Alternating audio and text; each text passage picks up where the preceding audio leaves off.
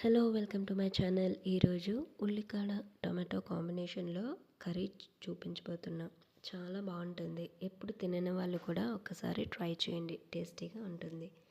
ముందుగా 1 tablespoon oil వేసుకున్నాయి. 2 medium size ఉల్లిపాయలు ఇందులో వేసుకోవాలి. అలాగే 2 పచ్చిమిర్చి కూడా వేసుకొని ఉల్లిపాయలు దోరగా వేయించుకోవాలి. ఇప్పుడు బాగా కడిగి చిన్న చిన్న ముక్కలుగా కట్ చేసుకున్న ఈ ఉల్లికాడలను ఇందులో వేసుకోవాలి.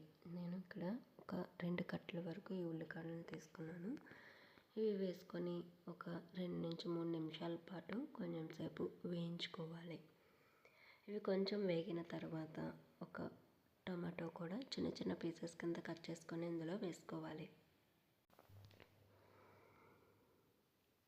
ఇప్పుడు ఇందులో 1 టేబుల్ స్పూన్ సాల్ట్ యాడ్ చేసుకొని మొత్తం కలిసేలాగా కలుపుకోవాలి. ఇవి కొంచెం కలర్ చేంజ్ అయిన తర్వాత కొంచెం సేపు వేగిన తర్వాత ఇందులో కారం అనేది మనం యాడ్ చేసుకోవాలి. ఇందులో 2 టేబుల్ స్పూన్ వరకు కారం అనేది యాడ్ చేసుకుంటున్నాను. ఈ కారం స్మెల్ రాకుండా ఉండటానికి ఒక 2 నుంచి 3 నిమిషాల వరకు కొంచెం సేపు ఫ్రై చేసుకోవాలి. ఇప్పుడు ఇందులో 1 గ్లాస్ వాటర్ అనేది యాడ్ చేసుకోవాలి.